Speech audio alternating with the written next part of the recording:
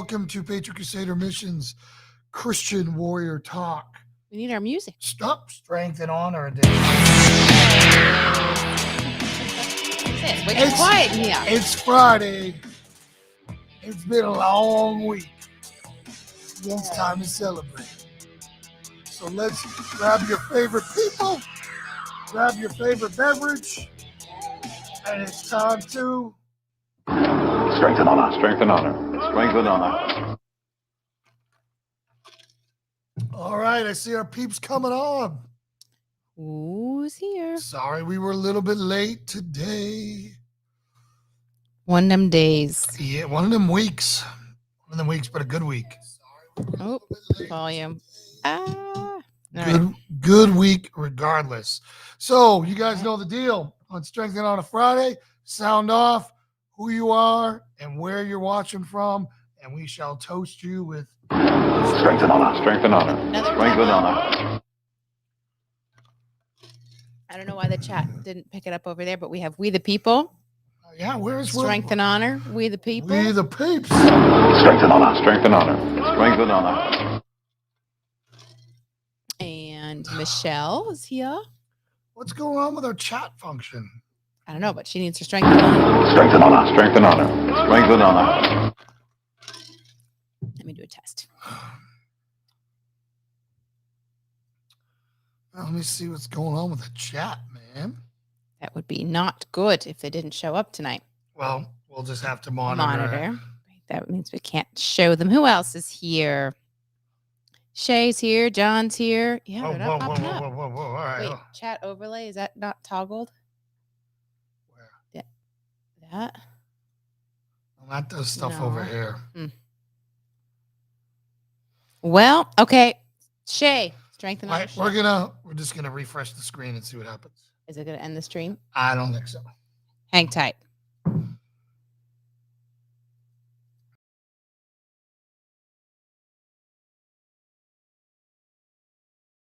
Are you guys there? Did it work? We'll see if it works. Okay. Well, I can do the list of people here. We've got like everyone needing a drink. Hold on. I got another option. Restream chat. I have a second external window on Restream chat to get caught up. Hold on. It's just giving people time to come on, I guess. Yeah. Oh, strategy. We have 1, 2, 3, 4, 5 strength and honors in the queue.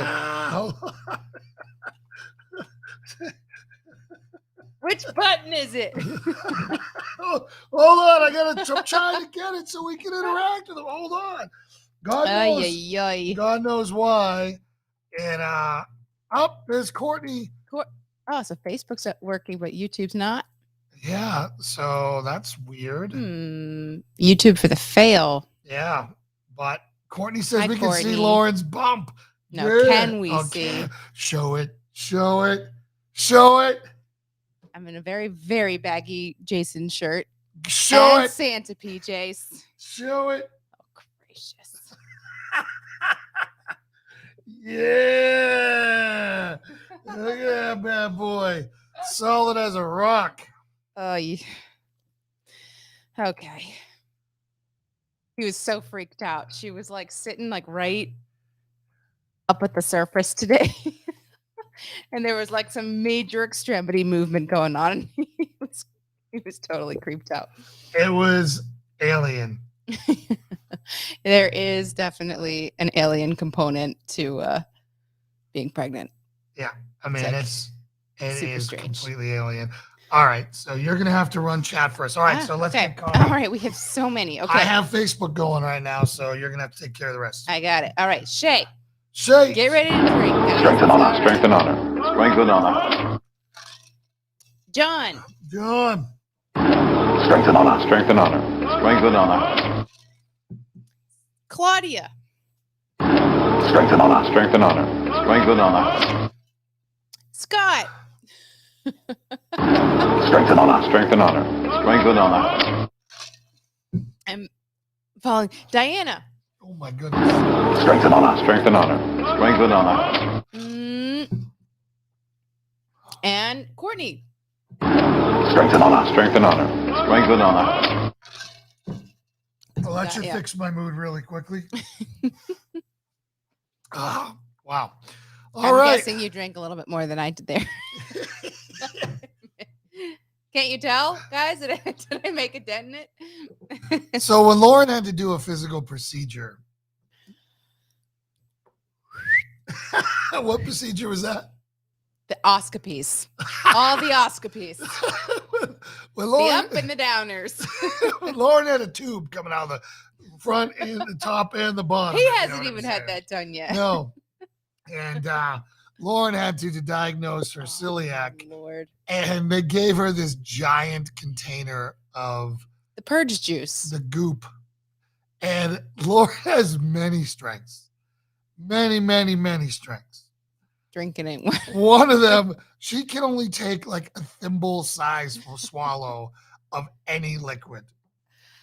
Guys, that was the most miserable night. She would Because you're spend the supposed to be whole able- time. You're supposed to like chug it and have some breaks. And then they'll have like 15 minutes before your next one. And I would She had- barely finish before the next 15-minute one would start. I was dying. It was so It fun. was How do you awful. take pills if you can't swallow like that? With liquid. Why is it only liquid? I mean, I can if I have to. Oh, you can. You just choose not to. Gulp? I can take pills. Right, but that means that you should be That's able- one. It's the sequential gulps. Oh, so you can take one I big can gulp take at a a time. big yes. It's not too bubbly and Now- it tastes okay. You come from drinking royalty. Your mom, who's about 87 pounds and 4'10", was the keg stand champion at University of Ohio of Miami, right? Or University of Miami, Ohio. Yeah. Yes. So I find it kind of funny That's that one of the things I did not inherit from her. I got all the rest of it. All right, we have Steve here. Steve Raleigh. Yeah. Strength and honor. Strength and honor. Strength and honor. So for anyone who's newly popping on, our YouTube is not populating comments in our technology over here. Only Facebook is populating. So Steve said, strength and honor, my PCM family. I'm checking in and wishing everyone a happy Friday. We are with our family tonight and just wanted to wish you all well. All right, Steve. Now, this thing's totally jacked up. It's saying that we're offline in both places, and obviously we're not. So epic Okay. fail on Restream tonight. At least it's work. At least the stream started. Yeah. Paul Race is here. Strength and honor. Strength and honor. Strength and honor. And he said Val takes forever to drink anything. See? I'm not the only one. All the wah mamas take a long time to drink, is what I'm hearing. Well, I mean, why would we be fun about anything?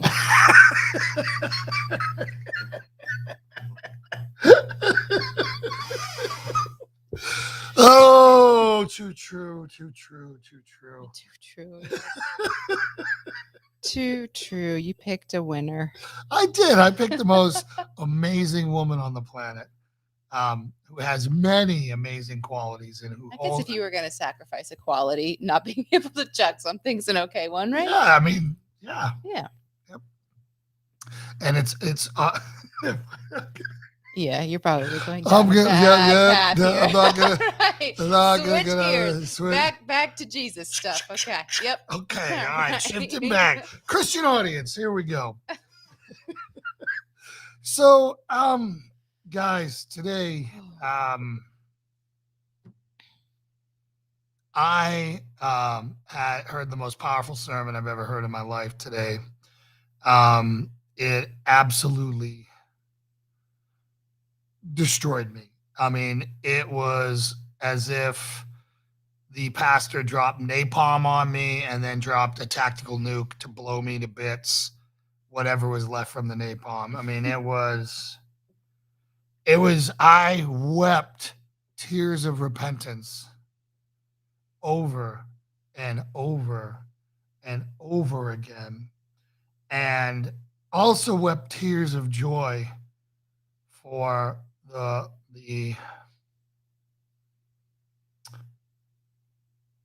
amazing grace of God for me.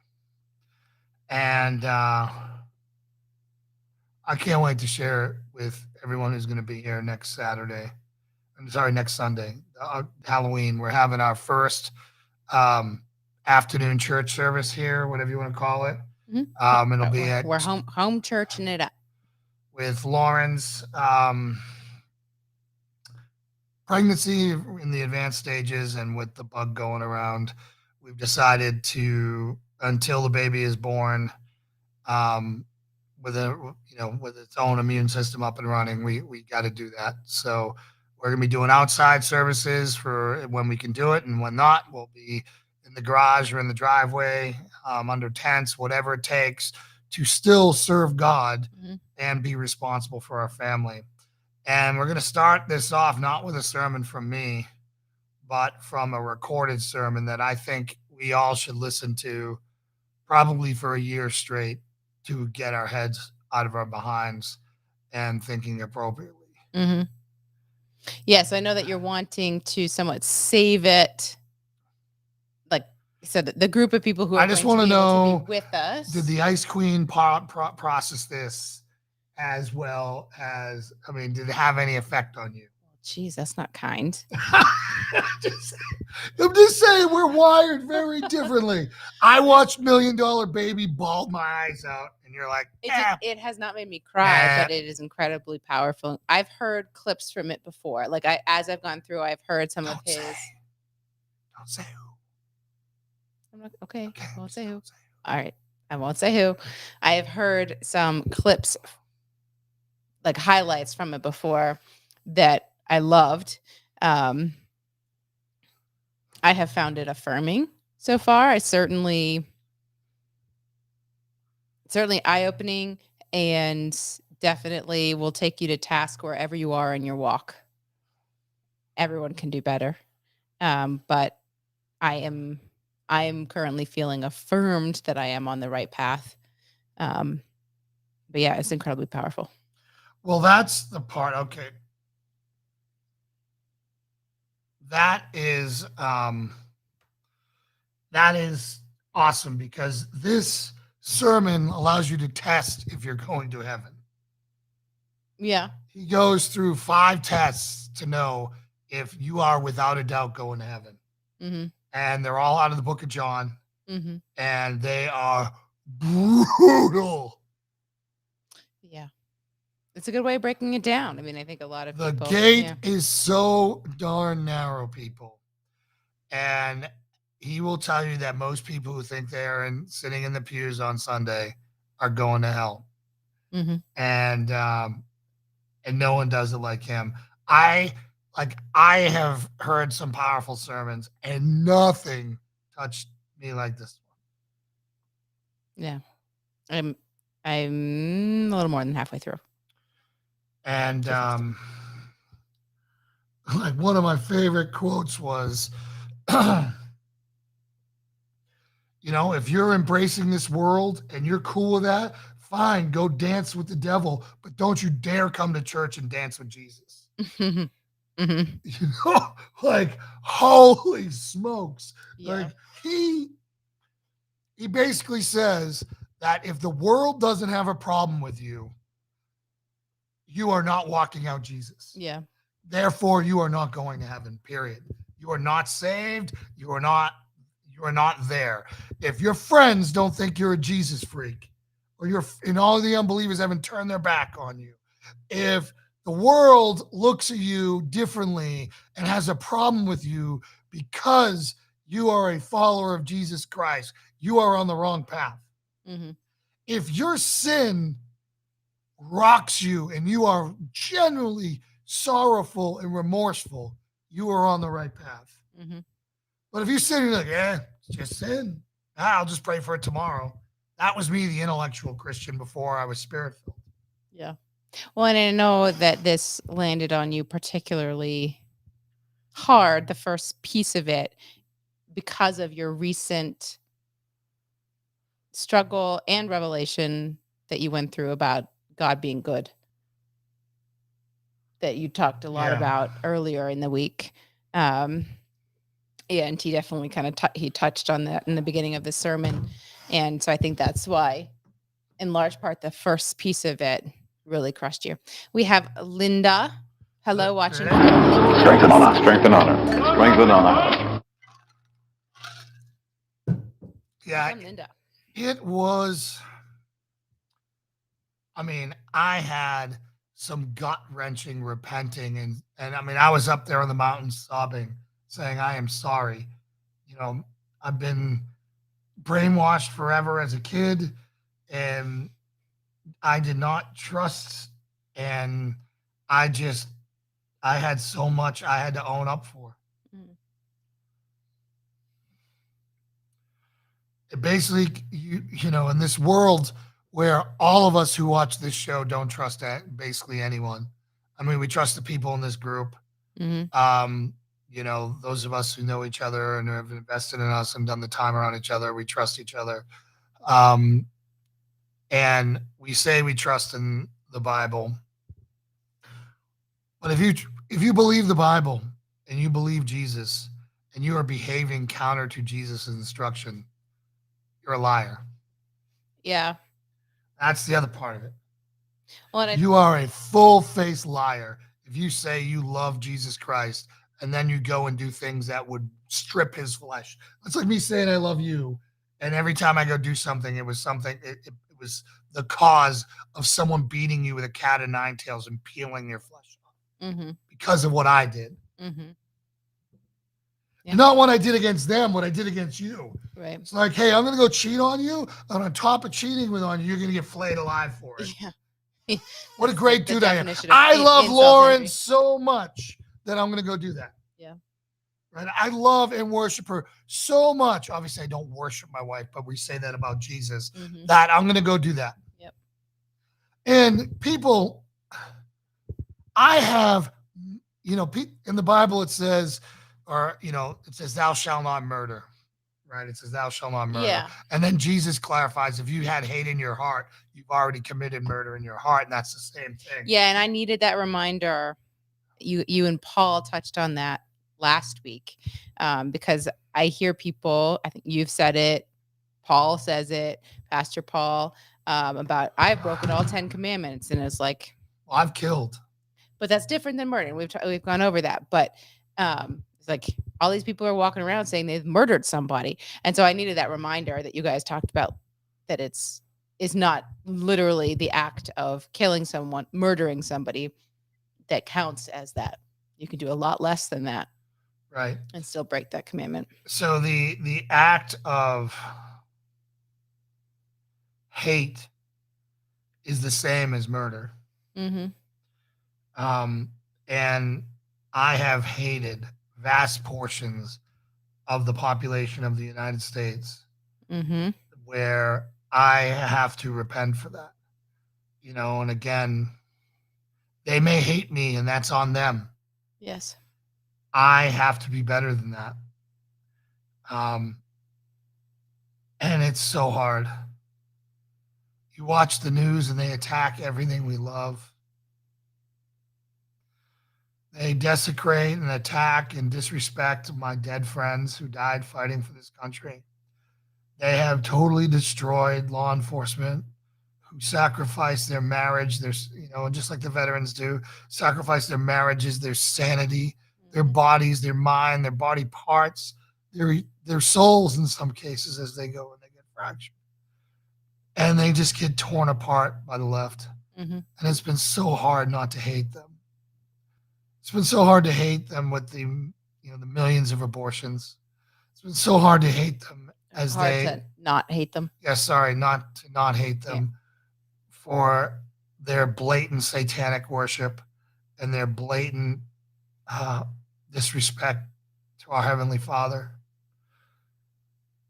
It's been so hard not to hate them for coming to take everything from us and driving this world into the apocalypse. I mean, they are driving us to a second civil war. And it's been so hard not to. And I pray every day for God to take it from me. And he has been. Mm-hmm. And I'm thankful for that. You know, I'm thankful for it. But I just want to tell everyone else, right now we are in a merciful time. gifted to us by the grace of God right now. Mm-hmm. Every day where we don't wake up and there are not 10 veterans committing an active shooter, or 100 veterans not committing an active shooter, or 100 people who just lost their job not committing an active shooter, or 100 people who lost their job and whose family's starving because they can't get food because they were fired because they didn't want to take a poke. Mm-hmm. It is a miracle from the Lord Jesus. Well, because more of those people in those categories are going to be Christians, and I mean, thank God for that. They are walking. How many of us let loved ones die alone in a cold, miserable hospital, Mm-hmm.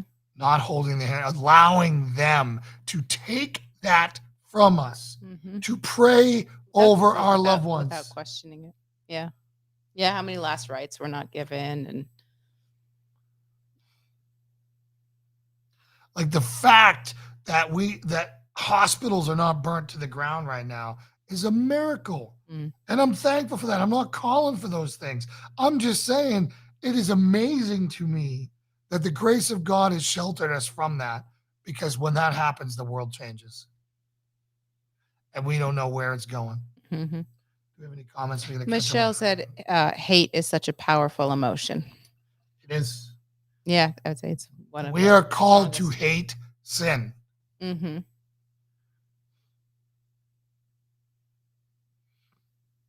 So, as powerful as hate is the counter to love. Mm-hmm. Somebody who's willing to go lay down their life for someone else is the counter to hate, killing someone that I feel that way about. Right. And I think, but so it's that distinction of you can hate the action or you can hate the belief, but you should not hate the person who's carrying that out. I look at them as rabid dogs. They are sick or misled people. Now, there is a portion of them who have thrown in with the devil, Mm-hmm. who are 100% trying to destroy this country willfully. Then there is a vast portion of them who think they're actually helping the country, and we're the crazy ones. Yes. Those are the deceived ones. Mm-hmm. And then there's just the useful idiots who just are too lazy to make an informed decision, to dig in and actually figure it out. And that's even more tragic. We have Chelsea on. Chelsea, Strength. welcome. Strength and honor. Strength and honor. Strength and Is honor. the other half there tonight too? And she says, hate the sinner, hate the sin, not the sinner. Yeah, we've talked about that. You know, we've heard that said, that, you know, that's an Americanism or Well, so that's what we are called to do. We can hate the sin, but I don't believe that's a quote in the Bible. And if it is, please prove me wrong. Okay, so paraphrasing, but the quote or that we saw recently about how God handles it. Yes, God hates the sin, not the sinner, but he said, but it's the sinner that goes to hell, not the sin. Yeah, it's the sinner that goes and burns in eternal damnation. But again, that's not the sin. That's for God to handle. Well, the sin is with them, so both of them. Yeah, down, but so what are we supposed to in this world do with interacting with these people? We're supposed to love, and we're supposed to be peaceful up until the point where there is no other choice. All right. The problem is when people try to compare apples to apples to a powerless group of people in the Roman times in a conquered country, right? It wasn't a military campaign during that time. Jesus came down as the lamb, right? As the sacrifice for it all. It had to go that way. He's coming back as a lion next time. Right. We all better get busy becoming lions. Mm-hmm. And that's what this whole ministry is about. Michelle said, we are better than burning the buildings down like Antifa did after the George Floyd death. Yeah, well, we all know everyone in this group probably has the same opinion on the George Floyd garbage, the sham, the fact that that man, that felon who held a gun to a pregnant woman's belly, threatening to kill her and her unborn child in a robbery, laid in a state of repose in our government buildings in a gold coffin, is about as twisted and as satanic as it gets. A freaking junkie who had done nothing but hurt people his life. So John says, most liberals just blindly follow. I don't hate them. I have pity for them. I personally know many of them. Yeah, I do too.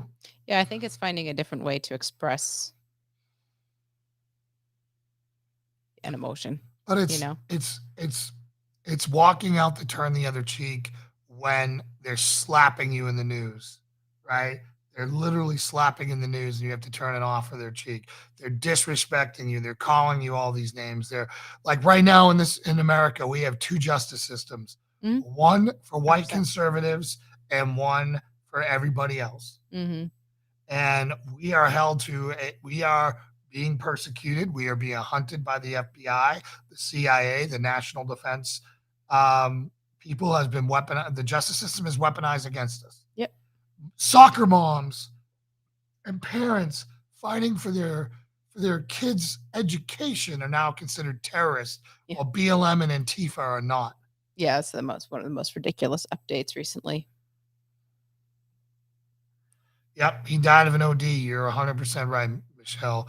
And Derek Chauvin should not be in jail, in my opinion. Maybe fired for having a callous heart, but he didn't have anything to do with that man's death. Period. That man took enough drugs to kill, 10 people how many times over. So I don't, he was a sacrificial lamb. And, him and all the people in the Pentagon who were at the Capitol on January 6th, who are still sitting in jail are a stain on all of our honor. Mm-hmm. The fact that we are not burning it down, and not in a violent way. Burning it down is the wrong way to say it. The fact that we are not making people extremely uncomfortable right now because of those things tells you everything about us and our problem. And we hide behind Jesus on it. Well, there was the attempt at a rally, right, in D.C. For the people in jail, and it wasn't attended hardly at all. Well, you don't do it there. Like, that's the worst thing ever. Okay. How are you going to get a bunch of conservatives to go to D.C. Mm-hmm. where they surrender their rights and the whole legal system is stacked against them? And by just showing up, the chances are they're going to go to jail. Right. Yeah, there was more feds in the crowd. Yeah, there were more feds pretending to be Trump supporters than Trump supporters there. As Chelsea said, did you see that lightning struck his memorial painting and ruined it? If that isn't God's doing, then I don't know what is. Yeah, I had heard that. Yeah. People says agreed. Michelle says absolutely. So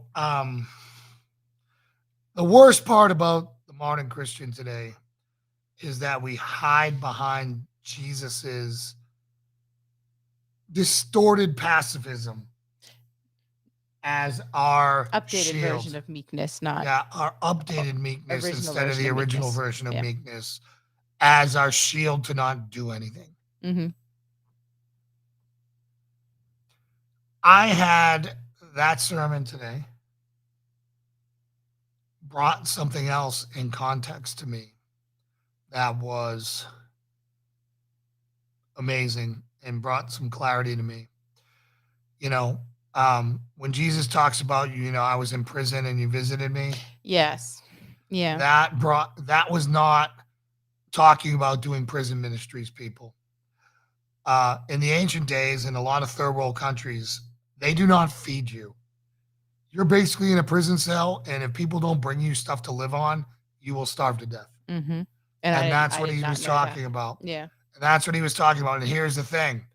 These people are in jail because they're Christians, and you're a Christian. Obviously, if you're showing up to feed them, you're a Christian showing up to feed them. So there's a very good chance that by you showing up to visit them, to feed them, that you're going to be thrown in the jail cell next to them. Yeah. So are you showing up for your Christians? Are you showing that for your Christian brothers now? The answer is no. Yeah, we have none of that. We have none of that. Yeah. We'd rather sit around and complain and scream at the TV. It's much easier to do any of that stuff than to do what is the right thing. people often ask me, what is the right thing? The right thing is the lowest hanging fruit.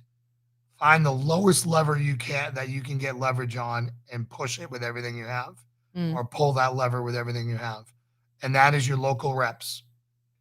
And if your local rep in DC, your senator, your congressman, if he knew he was not, or she knew that they were not going to get a moment of peace at home, that their neighbors were going to hate them until they did your will, until they were on every news station that would let them get on, until they were standing on the steps of the Capitol building asking for that.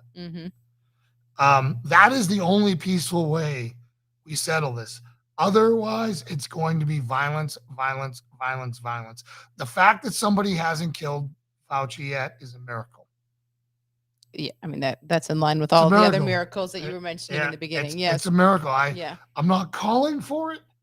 I'm condemning it, but the fact that somebody hasn't had enough of that guy, right now that we know that he funded this being made, NIH came out, and of course he lied, and of course there has been no justice for any politician on the left in the past 20 years. Right. Hillary Clinton's still free. All of them are still free. The FBI agents are still free. Comey is still free. Who's the guy? Andy McCabe is still free. No justice for any of them, but grandparents who walked around the Capitol building with signs are still in prison. And the father who spoke out at a school board meeting about his daughter being raped in the bathroom. Charges being pressed against him by a George Soros radical prosecutor who has let out rapists, who's let out every violent, offender out there. Making a mix and match there. Yeah.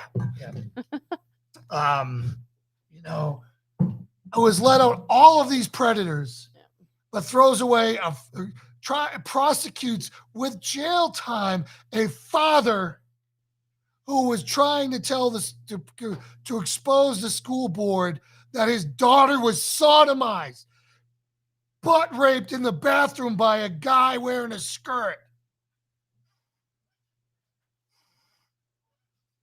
And your Democrat friends did it. That's why it's hard not to hate them, because of that insanity. There is a girl who will never be the same. And guess what? It gets worse. They cover it up. They transfer that freak to another place, and he does it to another girl.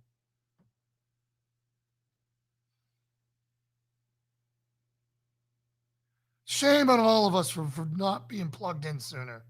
Shame on all of us. You want to know who's to blame? We're to blame, because we were too darn busy just wanting to get on with our lives. We let it all go to hell, and now we have zero power. You better get in this fight tooth, nail, from the foot of your soles to the top of the head of your hairs for the 2022 election, because that is the last peaceable way for us to settle this.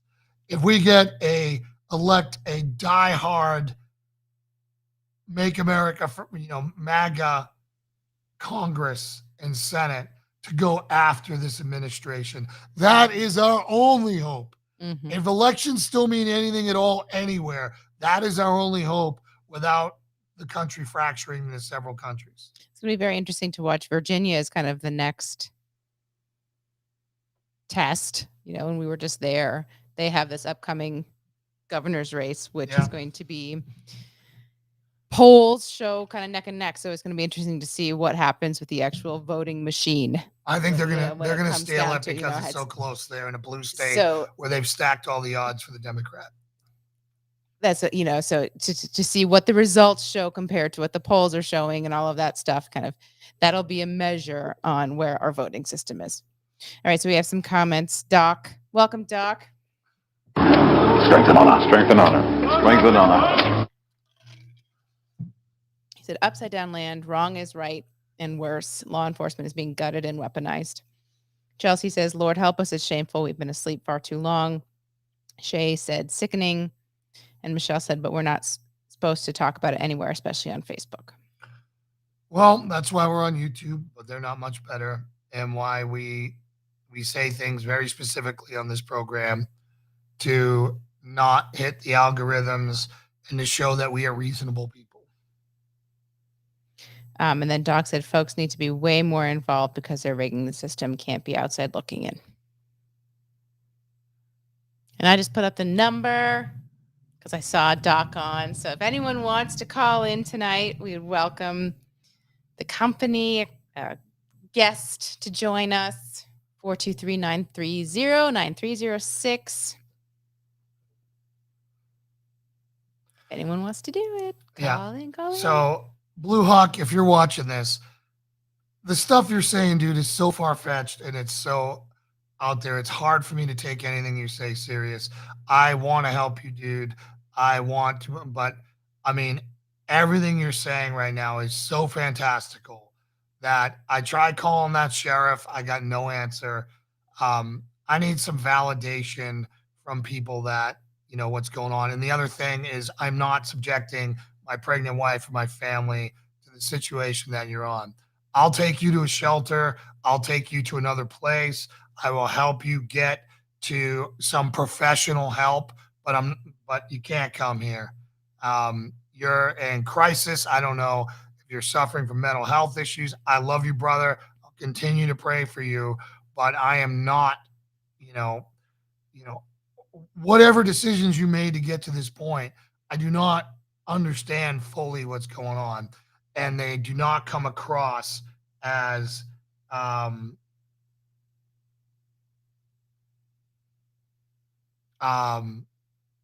as normal.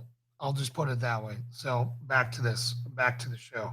I don't know if Facebook is censoring them on your side. Are you seeing them? I'm seeing it. Yeah. Yeah.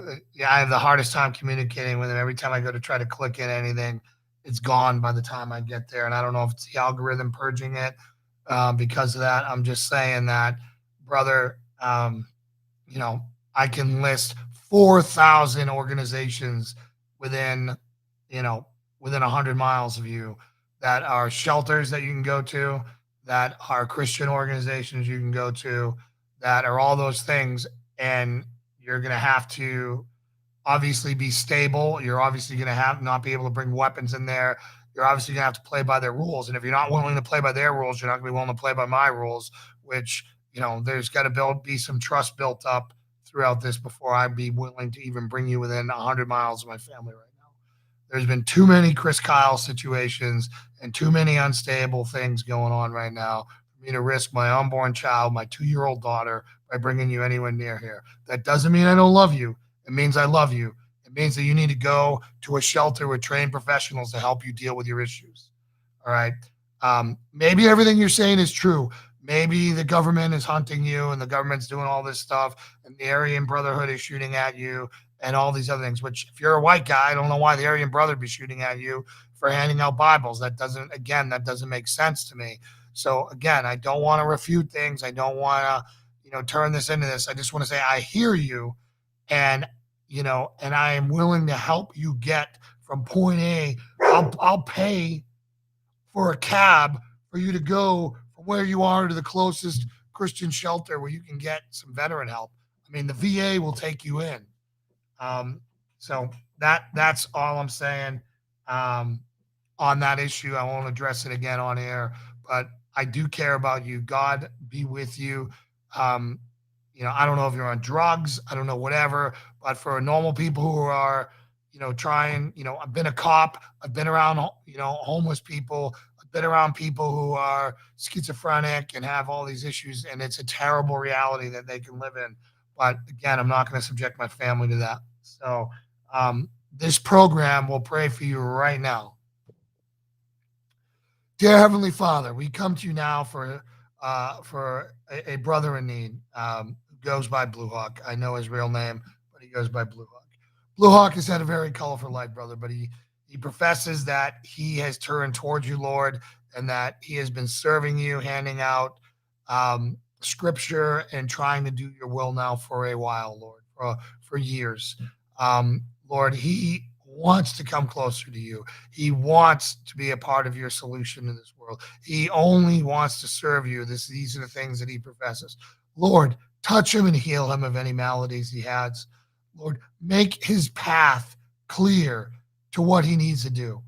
Lord, put people in his immediate vicinity that will take him to the shelters and give him a light out of this darkness that he's in right now, Lord. Lord, I pray that you take every dangerous item and everything that is a stumbling block from him away from him, and that you put only instruments and people of healing around him to help him come back to the rest, to find peace, whatever that is. And I pray all these things in Jesus' name. Amen. Amen. So, all right. Randy's on. Randy. Strength and honor. Strength and honor. Strength and honor. And he said, people sleep peacefully in their beds at night only because tough men stand ready to do violence on their behalf, said by George Orwell. That's very true. The problem is that peaceful people have been sleeping in their own beds and everything else.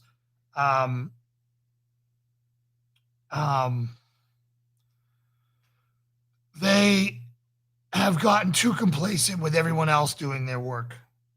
And that's what happened. When the system turned against them that they've been relying on, those men who were willing to do violence worked for the government. And none of them became sheepdogs in their own house. Yeah. And that is the problem. Yeah, it's going to be interesting. And we've been talking about, you were talking recently about kind of turning against law enforcement a little bit, seeing them being willing to reinforce a lot of these mandates and things, but we're also, they're this poor ping pong ball right now. I mean, they're getting it from all sides. With what Biden just came out in that joke of a town hall and said, yep, I fully support, law enforcement, any emergency personnel being fired over not getting the jab and all of that stuff. So that's kind of putting sympathies back to the right. But yes, people certainly need to be prepared to protect themselves. But it's going to be interesting. I mean, now you're going to have kind of this division of former law enforcement versus law enforcement that were willing to comply, so that the balance is shifting again a little bit.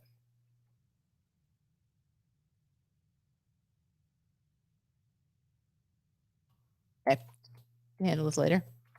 I just want to see something. So go ahead. We the People suggested a rehab place in Scranton, Pennsylvania. I don't think that's the direction. Yeah, he's saying that he's not on drugs. He's the first Sicilian ever not to call himself white. True Romance agrees with you. It's real. It's real, Perry. Don't need help. Don't need to be at your AO trying to get back to Montana. Not white. I'm Sicilian from New Jersey. Not on drugs. I don't need professional help. AB pagan outlaws hate me. Okay. Call Pastor Fred Samuel of my church in Ashboro at Heaven's Warriors Church. Who was Biden taking orders from? Jason, what happens to leave no man behind? There is a no man behind, and I'm not turning my back on you. Like I've already said, I'm willing to help buy you a bus ticket or do whatever that, but I don't bring my family to the war zone, brother. And right now what you're describing is the war zone from someone who I've never met, who, yes, I have a heart. I want to help you and I want to do what's responsible. But at the same point, we're all accountable for our own actions, our own decisions. We all put ourselves in our own situations. And I am not willing to bring my 2-year-old daughter into the cesspool that you've created. So I'm willing to give you a hand up. I'm willing to buy you a ticket. I'm willing to, to a Greyhound to get you up there or get you closer. If you got to get out of Ashboro because some biker gang wants to come after you, I'm willing to buy you a Greyhound ticket out of there. I'm not going to come get you. I'm not going to drive you myself because I'm not going to expose myself to that because I don't know you other than on here. I believe you're a good dude. I don't know that. And as someone who's dealt with people who, when they say things and they're back to back high end, not common things, as I think you would agree,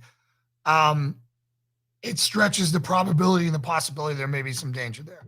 So I think me being offering to buy you a plane, or not a plane ticket, a bus, a Greyhound ticket out of there is a really good deal, since I don't know you. You watch my show, and I think that's kind, and us praying for you as a community is something, but I'm not going to wait on you hand and foot, right? I just want to see you well. I want to see you get where you need to get, and I think that's pretty darn stand up for us to do that.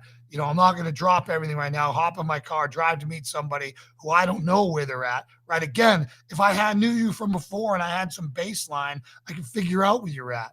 But so that is it. So are we leaving you behind? No, I'm giving you a bus ticket out of there, just not a helo extraction, which I think is pretty darn cool. But that's the last I'll talk about it.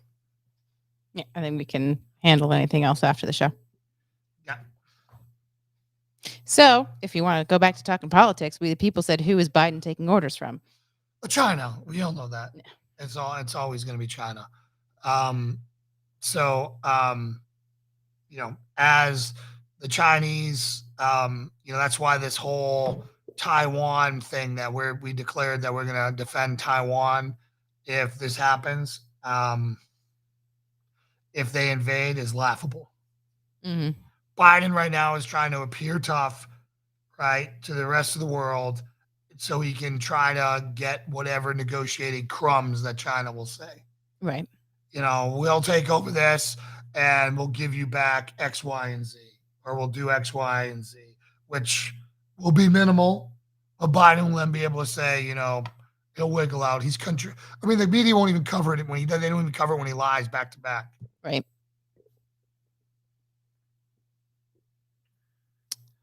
All right.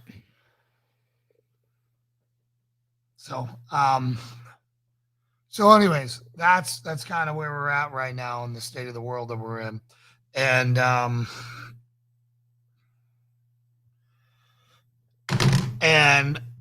we got to figure out how to navigate out of this, right? So again, the way we navigate out of this is to get right with the Lord.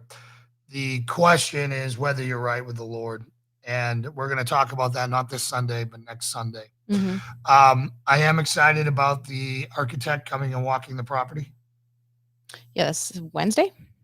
I believe so.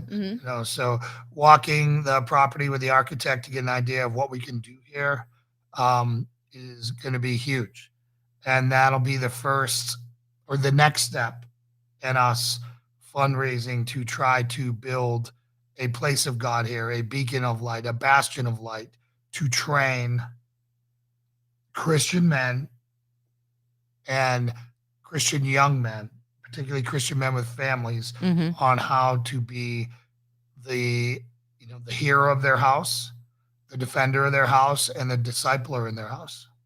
Yeah. So I'm trying to think when we had our meeting with Joel on Tuesday. Yeah. And then you've had your biblical life support episode. We haven't really, because we were working through some challenge. I mean, if we want to kind of switch to a personal update on PCM and stuff like that, and figuring out what is the next step and how do we fundraise effectively. We're kind of in this catch-22 situation right now on being able to fundraise requires fundraising, requires money. And so we're trying to figure out where does God want us to take this next? We've with focusing on multiple things, the faith stuff is less money, can be, because we can host people. It doesn't require as much equipment, things like that, versus a lot of the tactical stuff requires more money. We were talking about building, erecting a steel building and like all of this stuff. And, so where do we take it next? Being able to do the tactical stuff is fundraising in itself, because you can charge for classes and things like that, but it's money to even get to that point. So we've been struggling. We struggled a little bit on Tuesday and talked talked ourselves in several circles on what's next. Have you gotten any peace on that? I think we just got to keep doing the job, and to me, it's rolling forward heavily with having services and everything else here, and growing our community here, and staffing it with people, lightening the load on us. Mhm. As far as right now, I work 3 jobs. We're broke. Right. We're broker than broke. Um, so, it's just a matter of keeping on, um, doing the next right thing. And to me, I think doing online events, I think doing a women's self-defense thing, I think continuing to run those until we Mhm. don't have any, until we're not filling them, to do more like the forging right now. I think we have 3 people signed up. That's not enough to run it. So if we don't fill that in the next 2 weeks, we'll cancel that and reschedule for 2022. Mhm. But we can do afternoon things. We could do pieces of We it, can do just pieces not kind of of the full event. like we never got to the situational awareness piece. We never got to the room clearance piece. We never got into the really kinetic stuff there that I would like to get into. Again, we have to keep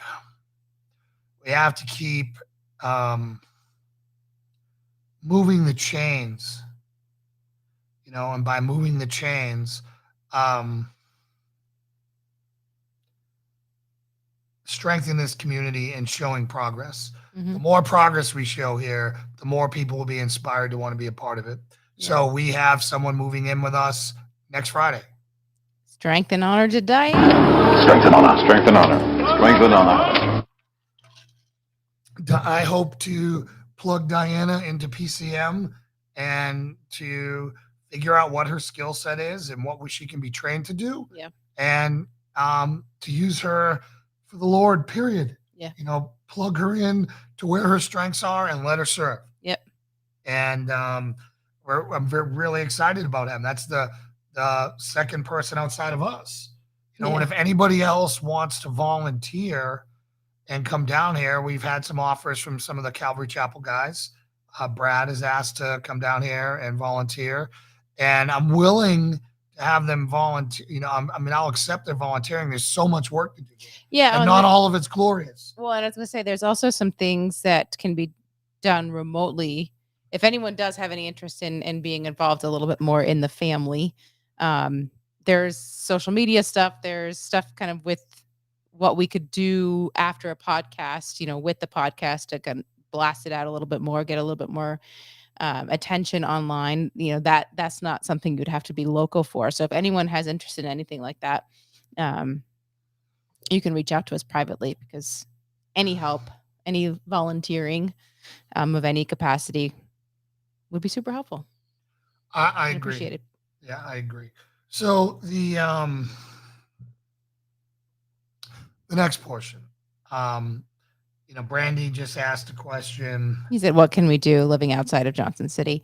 And I think it's mostly spreading the word, getting online in your vicinity to jump in on the podcast and watch that kind of stuff. And then, when we do the online education stuff, attending that if you can. Yep. So, again, it's all about spreading word of mouth. The best thing you can do is expose the show to more people. If you don't have any influence with anyone, and they're not going to listen to that, then you can, donate like you do. You can buy swag like you have. Yeah. Brandy, you already do a lot. And you can continue to attend virtual events, which we're about to start cranking and ramping up, because we have the presentations made now. We've done them in person, and it takes very little for us to set one up and charge money. People show up, they take it. Again, every single cent that PCM makes, zero, absolutely zero, nada, nil, a negative amount goes into the Perry's bank account. It all goes into PCM. It just slows down how much the Perrys have destroyed their bank account to fund BCM. True that. So we have some strength and honors to do because we're getting some people who are stepping up. So we the people said, I will come down and volunteer if you feed me. Strength and honor. Strength and honor. Strength and honor. No one has ever left the Perry's house hungry, period. No. And then Shay says, remote help, I'm in. I'll PM you. Strength and honor. Strength and honor. Strength and honor. And I want to give a double strength and honor to Shay because she had messaged me before the show today, asking the best way to share it with one of her friends to watch. So she was trying to do the bring your buddy Strength and honor. concept. Strength and honor. Strength and honor. So thank you everyone for stepping up. Yeah. Basically, whatever you're good at, we want you to do it for God here. Mm-hmm. Right? If you're good at whatever your job is, I mean, it'd be great if you were great at marketing or whatever, maybe you're an organizer. Maybe you're somebody who watches these things afterwards, and we need someone to say, okay, from minute and 4 seconds to 17 minutes, they talked about this, and write that down and timestamp it for us. Mm-hmm. That's something we need so we can break it up and do that, because so much of this program evolves through our interaction with you. So we can come on here to plan to talk about things, and then we'll have people who come in. And thank you, we the people, for that. Strength and honor. Strength and honor. Strength and honor. Sharing the link is a great way. Yep. All those things are great So ways. strength and honor, Michelle, for Strength and honor. Strength and honor. Strength and honor. So yeah, so just if you do want to see if there is any way that you could fit in with everything else you have going on, message us and we'll let you know. So, so I hope that the next forging goes on. We learned so much from the first. I hope we get enough to go through it again this time around. But because it's so close to the holidays, I don't know if we're going to be able to do that. So again, I think short-term things are going to be the way to do it. The other thing that we're doing is Trident Shield, which is our active shooter and security training company. That has, we need business with that, so we can use prayers with that, because that puts money on the table. Right now, I am blessed to have a job with Mike Lindell running the Hope Report, and he is taking care of my family. I am so grateful for that man, for providing for our family. He's the reason why we were able to get this house. He's the reason behind all of this. God used him anyways. Yeah. Yes. I mean, I am just so thankful and blessed to have him, believing in me and letting me do this job for him. So without that, it would look very different right now. Yes. Things will change. There would be a lot less time for PCM, because we'd be scrapping it out to going back to full-time sales for Trident Shield, and really, and having a fight for every penny coming out of this recession, being a business owner, and, et cetera, et cetera. I honestly believe that God is standing up Patriot Crusader mission, is building a Patriot Crusader mission to the point where when it's time, I'll be able to ease on out if I want to. We'll see. Yeah. When it's there, but we're so far from that right now. Yeah. Like right now, our number one advantage is that we're able to use 100% of the funds for PCM. It's all going to gravel or wood or nails or equipment or steel or target medical equipment or whatever. All right. There is a call from Shay. Strength and honor to Mike Lindell. Strength and honor. Strength and honor. Strength and honor. And Doc said, I feel blessed to have found y'all. Love listening, learning, and chatting with you too. Thank you guys for all that you do. Thank Doc. I appreciate that. Thank you. I really do. We try to pour our heart and soul into this, and we try to help the ones that we can most easily help. Right? It's the whole mission, everything. I could spend a fortune trying to go to Haiti or China to do that, or I can help people here in my own town Mm-hmm. and still be able to hold my job and still be able to hold thing and to help my neighbors and to help this community that's around the immediate vicinity. Um, that allows me to be responsible to my family and responsible to everyone and serve Jesus Christ. Yeah. If you chase every shiny thing out there, there's a world full of people hurting right now, and you'll be in California one day, Bangladesh the next, Mexico the next. I mean, it's all over the place. So Yeah. again, it's people who invest in you or who are willing to meet you halfway. So you're not doing it all for them, because if you're doing it all for them, it usually doesn't take. Yeah. So Brandy said, take the Patreon money and do what you guys need to. Ministry, go on a date, pay bills, whatever. Brandy, all your donations right now are going into the PCM pot. So you have 1,000% helped of all your stuff is all gone of in the there. pictures up at the cross. Your money has helped make that happen. So we are endlessly grateful. Yep. Scott, To all of our Patreon supporters. yes, yeah. Scott said, I've passed information about Trident Shield onto the school administration here. Thank you. Appreciate that. Strength and honor to you for that support. Strength and honor. Strength and honor. Strength and honor. We have closed some of the wealthiest schools in this nation, private schools. We have a hard time getting into public schools because they're run by Democrats, and they don't want this problem solved. Yeah. The only solution they'll accept is guns being uninvented. So if you can fix it without doing that, you're not giving them the solution they want. So that's why we don't get into public schools very often. Yeah, the school board in Charlottesville area where we were before, it wasn't our training that was pitched in front of them, I don't think, but they were close to doing training, and then they decided to just buy curtains for the classroom windows instead as their solution for active shooter. They bought some blinds with that budget instead. So that's what you're dealing with when you try to work with this administration's public school system. So generally, schools haven't panned out for us. We do really well in credit unions. We do really well in kind of private corporate industries. So if anyone has leads in any of those, I mean, that's that's our different life. That's our Trident Shield life versus the PCM stuff.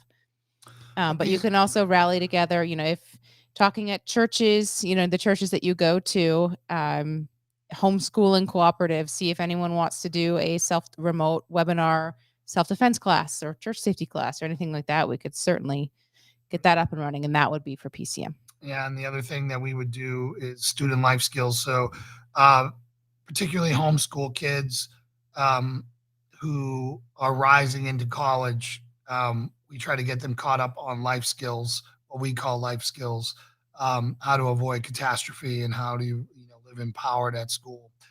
So that's what that's been extremely well received by the homeschool community. Our women's self-defense class from a biblical perspective in churches has been extremely well received.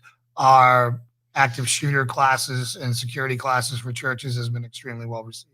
Our active shooter training has been extremely well received around the country, and by Fortune 500 companies all the way down to individuals. So we have a lot to offer. We're not one of these people who just ask for nothing. We're willing to trade skills for donations that we can, that'll serve the kingdom. We're not one of those people who just, we're not going to put out a sob story and say, send us money. That's not who we are. We're trying to perpetuate something that will survive and won't need a sugar daddy to sugar daddy to sugar daddy. The life of the nonprofit. Right, where we have multiple revenue streams as we provide services for other people. Yeah. I would love to get big donations so I don't have to charge for certain people. But if you have an income and you can afford to pay for it, you're darn right we're going to charge. If you can't, I'll be willing to explore options. Can you come here and help? Yeah. Can you volunteer? I've never turned anyone away from a money perspective. Yeah. Just come here and do it in sweat equity. Yeah. So, so what else we got? So Scott says true solutions to what they want are not squeaky clean, and I'm finding that is what most want. Yes. schools wants squeaky clean. They always ask us to train left of bang. So everything, all the de-escalation stuff, anything up to before the person is trying to kill people just for the sake of it. And they don't really want to touch anything afterwards. And Very yes, true. we can teach them to run. We can teach them to hide, but oof, When it comes- don't touch defend. Yeah, don't touch defend. So yeah, it's schools are difficult. They generally have not been worth our time. He also said our youngest son schooled at a red door drill. He wasn't impressed. And then we the people said public schools are garbage now, indoctrination centers. Amen to that all the way around. Yep. There's a reason why we pay taxes for government schools, but our kid's not going home. Mm-hmm. Our kid will be homeschooled or until we find an appropriate school that we trust and believe in. Yeah, and I was seeing, speaking of homeschooling and stuff, and just I saw, I don't know if it was put out in Johnson City Freedom Group or someone. I've seen, how schools get a certain amount of money per kid, and so there's been a push, as more people are pulling their kids out of the school system because of all the mandates and all this kind of stuff. There's a lot of parents who are saying that money should follow the kid, and so it should go into homeschooling costs. And there was an interesting perspective of don't push for that. Tell the government to keep their money, because as soon as you accept it, you're also then inviting the government into your homeschooling life. Yep. And they were like, and that's when it all burns in. So it sounds good on the surface. Yeah, the money should go with the kid, but it's really it's opening the door a crack to the government to then have influence. Yep. In your homeschooling. Well, that's how they get you. As soon as they take your money, now they have say. Yeah. So, if you've been one of those people who advocates for that because on the surface it sounds great. I thought it was an interesting perspective, an important one to put out there. Yeah. So I'm happy to talk about the baby's name. There hasn't been a verdict since last. Was that on Monday or was that on Let's take Friday? a snap poll. Do you guys like Anya or Bridget? Bridget or Anya? Which one do you like better? It's not O-N, it's A-N. A-N-J-A. Or, let's see if that will work. Or Bridget. How are you wanting to spell Bridget? B-R-I with a D or not a D? With a D. B-R-I-D-G-E-T. Yeah, this thing's totally sucking right now, my restream. Yeah, I'll put it in here. All right, now we have 1 and 1 so far. We the people says Anya. Michelle says Bridget. We'll see. Still have 2 months. 2 months of cooking left. I'm actually willing to dive back into the names to see if there's anything else out there. Yeah, we haven't re-looked at lists. If she was called either one of those names, I'd be happy. Mm-hmm. But Lauren is really hard to get on the decision train. So I just figure there's still time to commit. Yeah, she's gonna be like hard breathing in labor, and we won't know what to call our kid right when the kid comes up because she didn't want to decide. We had B's name picked out beforehand. We did, but after massive pressure from who. We had B's name picked out beforehand. We should have it already. I don't feel. What if you water breaks right now? Then we gonna waste time. Yeah, exactly. Yeah. You're a risk professional. Come on now. We have bigger things to worry about. We're now in the point where stranger things have happened other than a baby being born early. Yeah. So get the name done. Prayers. Get her done, Lauren. All right.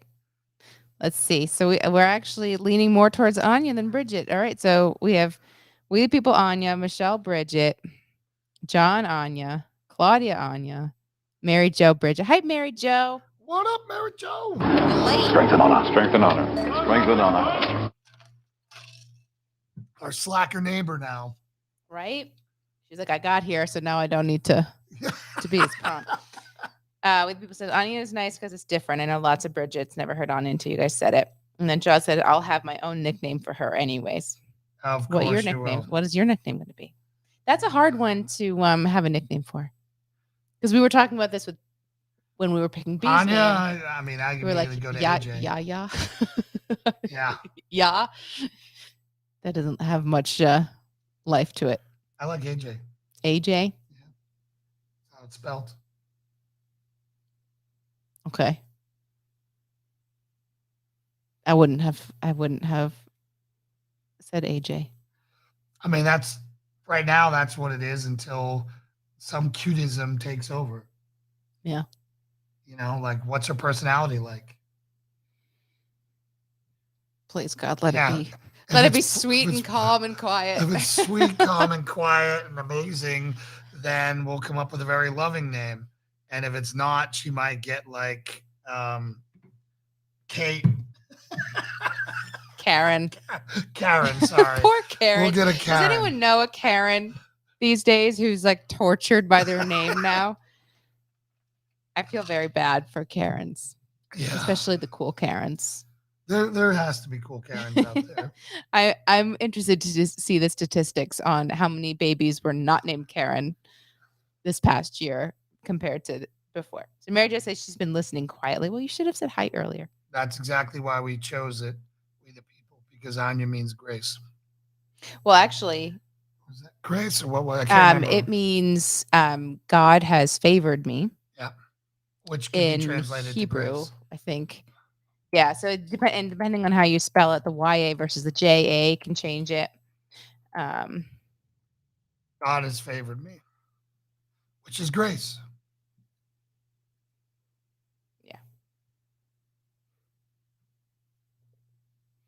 Doc asks, have we heard anything from the Lord? Any pull towards either? I haven't prayed on it enough to answer that sincerely. I hope she's not a Karen. Claudia says, I hope she's not a Karen. We hope she's not a Karen too. Yeah, we do too. Lauren's sister's a Karen. Mm, When you were growing up. Karens are like, I mean, when I think Karen, I think New Jersey. No offense to the Jersey people. No, here. there's nothing good that comes from Jersey. Like, The people Jersey who are people who come down loud. here. We're gonna cleanse them of their Jersey. I don't know if you guys have seen the video. Lori, what is her last name? Grenier. Lori. She's one of the Shark Tank people. The blonde girl from Shark Tank. And so, like one of the wealthy people who does Shark Tank. But she shared a video. She got Karen'd in the parking lot for parking too close to someone else, and like there was a ton of room between her car and the other one. And she's posted part 1 and part 2 of that video. I didn't see part 2. Yeah. Like the lady was like practically in her window trying to get the phone from her passenger who was filming. Stop filming me! She was just going nuts. Yeah. She was Karen. That's not my sister. No. Claudia said New Jersey people are Karens. Yeah. It's just like You what I have an picture. entire state of Karens. Guidos and Karens. An entire state Of Guidos and Karens. of It's a Guidos and horrible Karens. combination. Yeah. Why is anyone still there? Why are you guys still there? I would be sleeping in the streets of Tennessee before I was sleeping in a mansion in New Jersey. Oh my Lord. So the people said, LOL, so do I. That's from that movie. I'm not sure. Said something, some Karen, something. And then Doc said, love the weight of names. It's enough where Jesus changed folks' names in the Bible. So definitely interested to see what name pops out for you. And that's so true. You know, I mean, it's always interesting. I never really looked into the meaning of names prior to the naming process of Beeb because you cared so deeply about the meaning of it. And I now appreciate that. Versus having a name that means I've had nothing. such a profound You effect have. of your maturing. It's been amazing. It's been wonderful. I It's been appreciate watching you. to see you blossom from former confused, shy, apathetic, darkness incarnate liberal into a powerful champion shield maiden for God. Who cares about the meaning of names? Yeah, names Strength have meaning. and honor to you, husband, for being such a positive influence. Strength and honor. Strength and honor. Strength and honor. Some would disagree in your family, like all of them, but you know. I'm the one who matters, and I say strength and honor. Let's see. We the People in Goodfellas, his wife was named Karen. Diana says, I love the name Grace. So we were going to do Hannah Grace, but we were going to do Anya Faith or Bridget Grace. I think were our combinations because of Anya having a meaning Grace, we couldn't do Grace. Yeah. Brandy's going to bed. Brandy, good luck with your fight with the vaccine. I think it might be the best thing that ever happened to you to lose that job. You know, these people who slave away at jobs that take them away from God, take them away from their families, take them away from having full lives. You're going to be lying on your deathbed, right? And you're going to be like, I doubt you're going to say, wow, I wish I worked more. Mm-hmm. I think you're going to be like, wow, I wish I looked into my wife's eyes more. I wish I held her hand more. I wish I made more of a difference in other people's lives instead of working a job. Even if you love the job. Yeah, and when you don't love the job, we have friends who hate their job and they're doing that. Yeah. And I'm like, bro, the job is dragging you to hell. And let God use this event and moment in time that you might be losing your job out of your control. Let him use it for good. Yeah. Let him use it for good. And, maybe you need a smaller house. Maybe you need to downsize your cost of living. But whatever it is, but do something where you don't have to sacrifice everything for your job. He says, understood. You're right. Well, we'll be praying for you, Brandy. We love you, brother. And I wish it's a scary time regardless. You know that. So Michelle wants to know what happened to all the Felicias when Karen's came along. They get a break. Yeah. I mean, Felicia is a hard name to grow up with. That's like boy named Sue. Felicia. I knew a couple Felicias. I don't know how any dad would allow their daughter to be named Felicia. Diana says Charlotte means free woman. Doc says love a double name, solid Southern style. Well, so we're not going with the double name. Like we're not that's we're not hyphenating. Name. That's their middle name. It's middle name. But like I call when B's gonna be in trouble, I already know I'm gonna be calling her Brenna Rose. Brenna Rose, get your boy.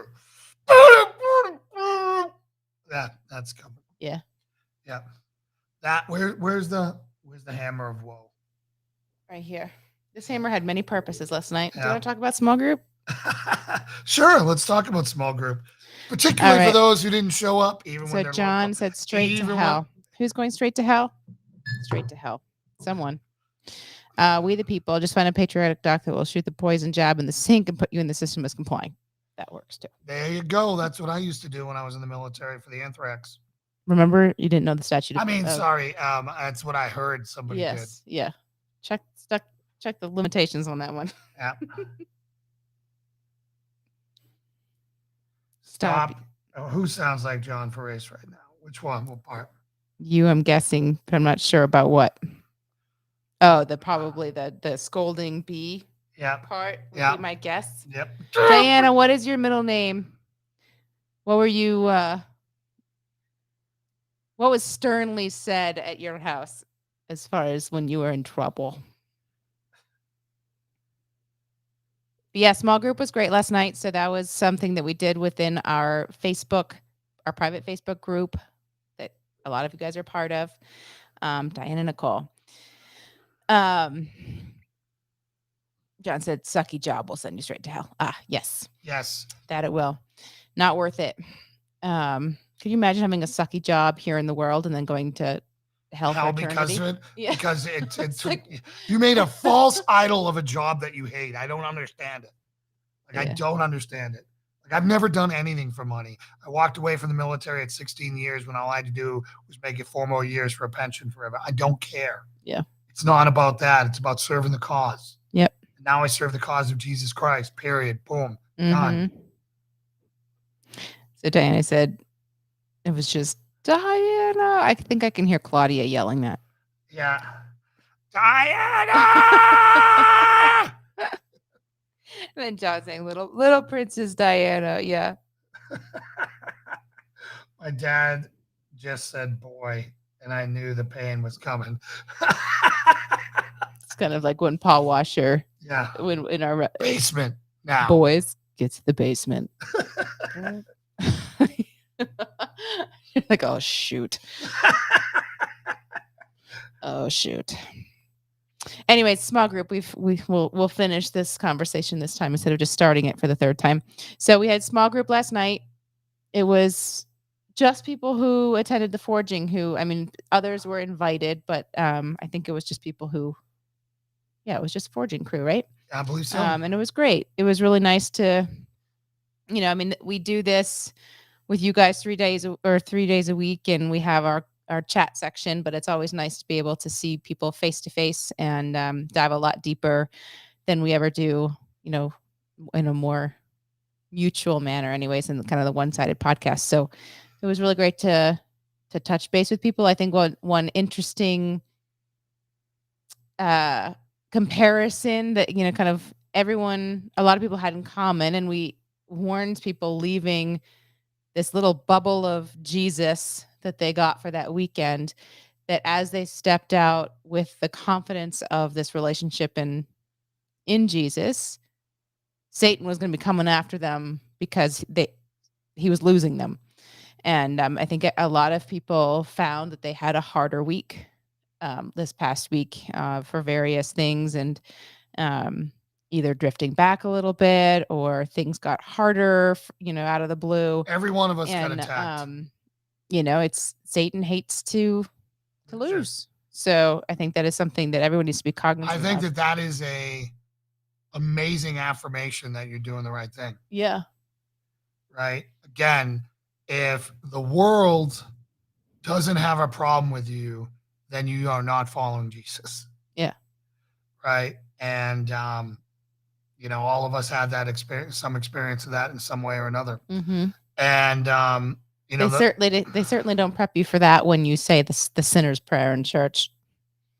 The thing that I want to get across to this community is we are a family, right? We are a family, and we will invest in you if you meet us halfway. Right? You meet us halfway, and we'll be there for you. So just doing a training and then you going off in the sunset and backsliding, and in a month you don't remember anything, well, that means I failed and you failed. So instead, we want to constantly create a support structure for men spiritually to come in and share their burdens, their struggles, for men and women. The more I think about this and the more that I do this, the more affirmed I am, and it's not just about the men. Yes. Oh, I agree 100%. When I originally started this, I'm like, women are crazy. How the heck am I going to work with them? May or may not be a true statement. I mean, I'm just saying, women are crazy. It's hard to work with them. Eves be crazy. So how am I going to do it? But when we come here, found your fair share of crazy dudes recently too. Yeah. Well, women can drive anyone to anything. But it's always back to our fault. Okay, sorry, never mind. Carry on. Do you have an apple by chance? Just saying. Anyways, so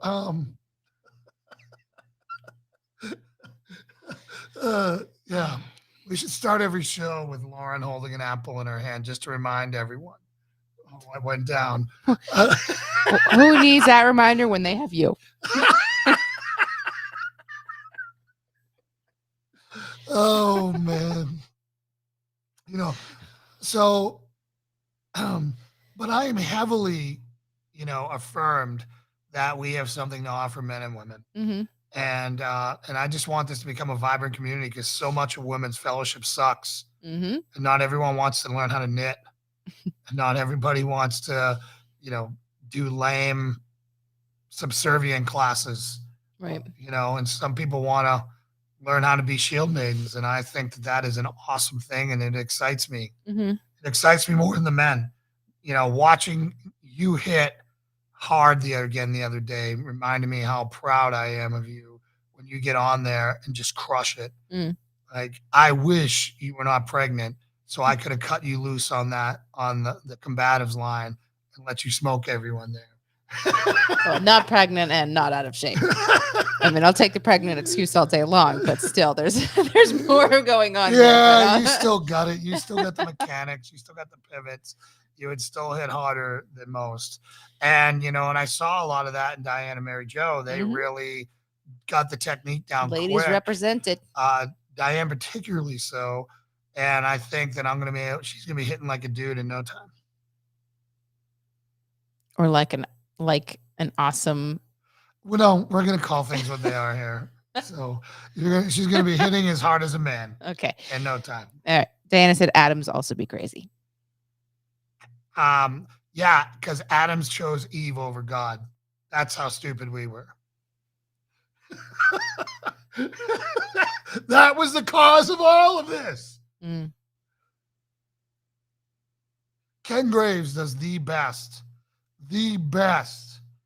He does 2 of his sermons. He does are the best in the world that I've ever seen anyone doing those topics. The prodigal son, and then Adam and Eve in the garden. Yeah, he does that, and I think he's the only one who got it right. Yeah, because most people talk about just kind of like the throwing Adam under throwing the her under the bus, and Yeah. that is not what I see there. I see exactly what Ken sees when he reads that. Adam sorrowfully understanding that he is choosing Eve over God, and that's why we're all screwed now. Except for Jesus. That's why we're not all kicking it in the Garden of Eden, just taking Things life. would be a little different. Yeah. Just a little different.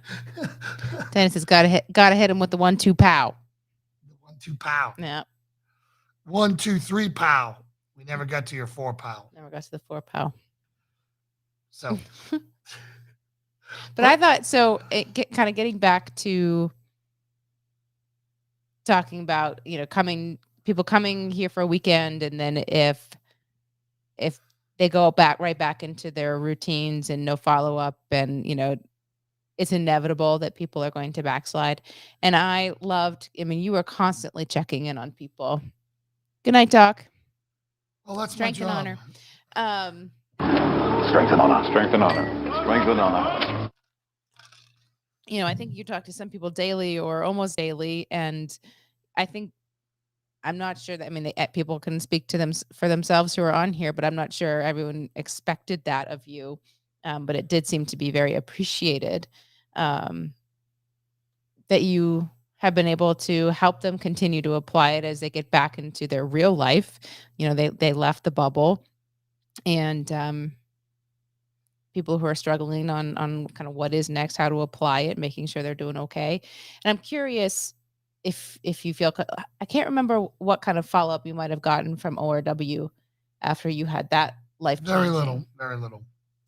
Because I know that, because I recognize in you, when you came back from that, you were on Cloud 9. The Jesus high, the Cloud 9. Your spirit truly was changed. We talked about that your voice was different, from going through that, but it did fade. And I'm wondering if there is more of a follow-up regimen, like I think what you will be giving to the people from the forging. I think they're trying to come up with solutions to that. They've tried multiple things, and it's just. But I think it shows the importance, of having mentors and having a buddy, having someone have your lock and shields with, that you can take someone who's a baby in this journey, and the importance of having that accountability. Well, everyone has to want it because it's not convenient to meet. We have no free days now. Yeah. We have Tuesday as a free day, which is just a killer day of the week to get anything done. Yeah. And that's pretty much it.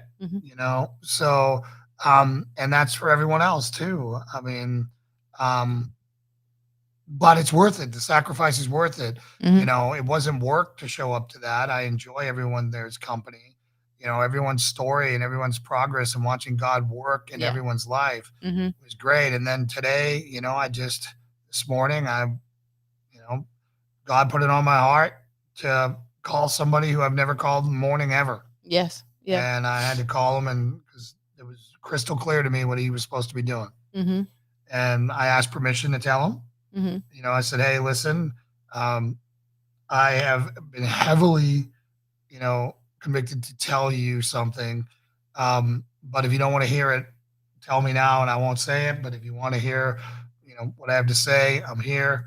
And of course, he was open to it and he agreed with everything I said. Mhm. Yeah. I just think it's great. So I think that's part of the PCM vision too.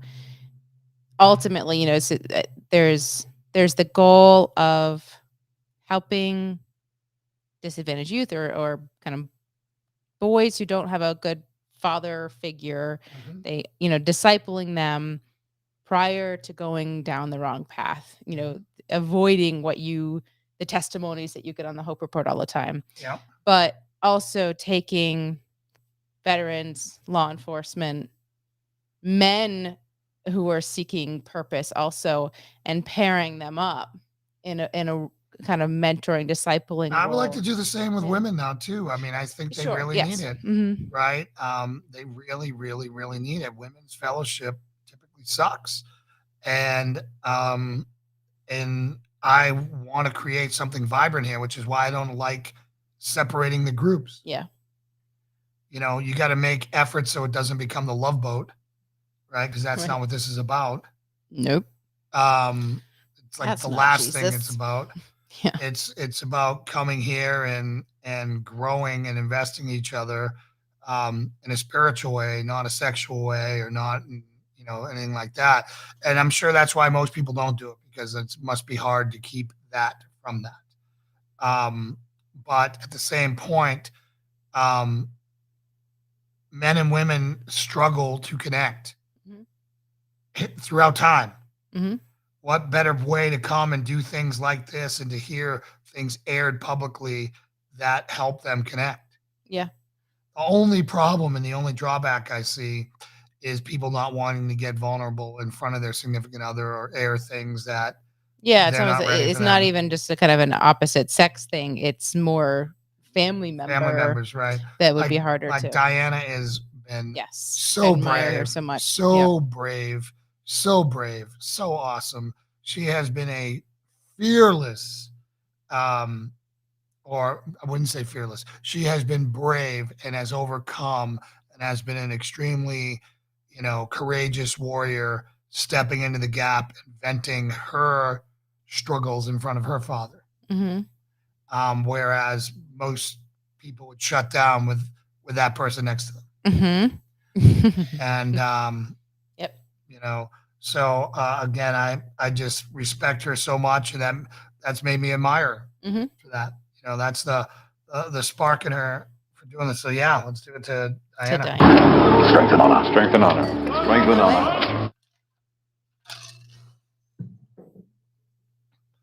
That's what this group is meant to be about. It's about, if everyone keeps everything bottled up and they don't expose it to the air, we can't work on it. Mm-hmm.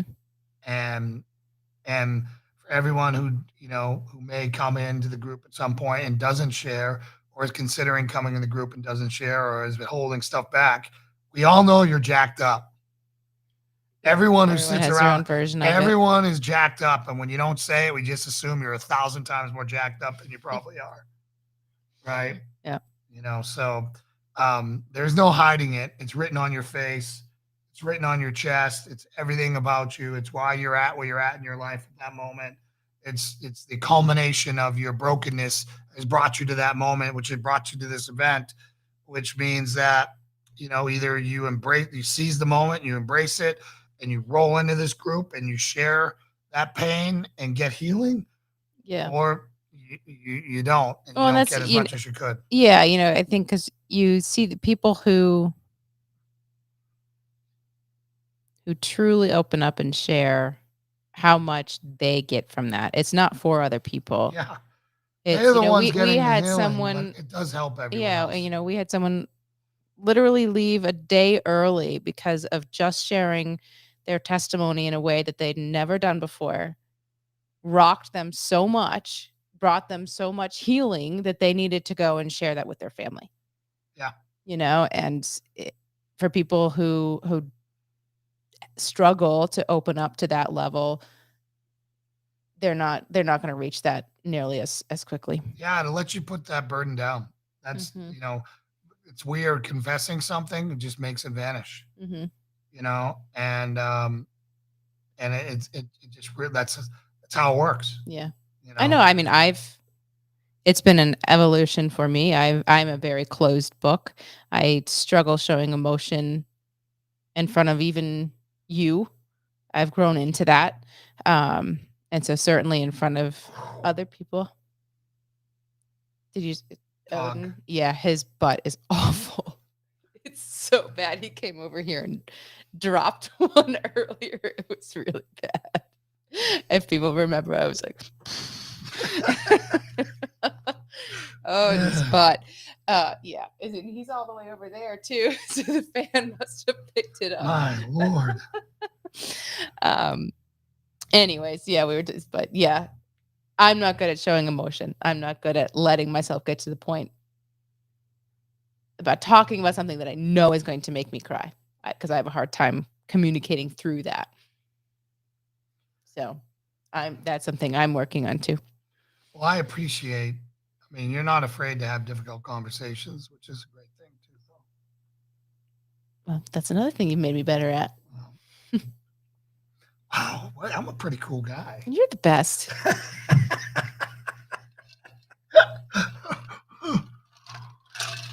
No, but you were a sweep it under the rug. Absolutely. Not talk about a gal in the beginning, and that's the death of everything. Mm-hmm. There's no way to work through anything there. Well, and now you regret teaching me to talk more, because I'm like, what's wrong? What's wrong? What's wrong? I'm like, damn it! How do you know? How did you know? I know. And I won't let you not talk about it anymore. Yeah, man. That's the worst part about it. It's an impressive as heck that Lauren, you can teach her something and she will immediately apply it, sometimes in the same conversation that you just taught her it. And she becomes extremely formidable. And you're like, wait a minute. You're not supposed to use this yet. Not against me. Anyways, it's a good thing. Yeah. So again, for everybody who's joining the small group, really appreciate you being in there. If you're not a part of the Facebook group, you should be. That's where we're sharing a ton of resources. That's where we're sharing, the workouts. That's where we're sharing the tactics. That's where we're sharing the Bible study that we're all participating together, which has been very enlightening. And I appreciate almost everyone getting it done. So all those things matter. You showing up and writing something and putting your heart down in the Bible app shows people that you care and you're investing. The more vulnerable you get, the more investing you're doing. Yep. If you're just like, hey, I'm Bob. It was great. Pray for world peace. Out. Don't bother. But if you're going to come in there and get real, awesome, man. Can't wait to see what it does for you. Well, and we've had multiple people. I mean, you railed a little bit in a private video within the group about people not sharing, and multiple people have expressed, they're not comfortable with it. It's a new thing to open up in that forum.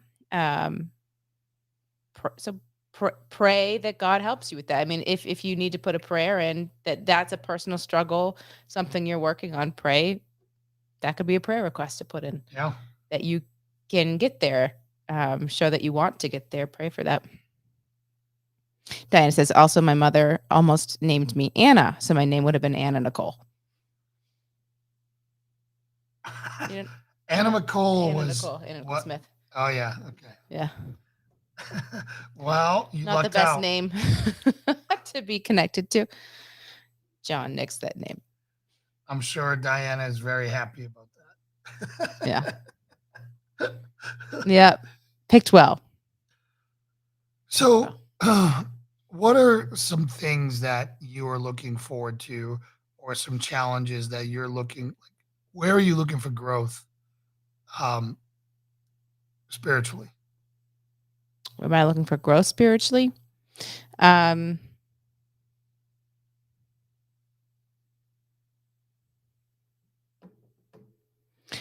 more fire for the word.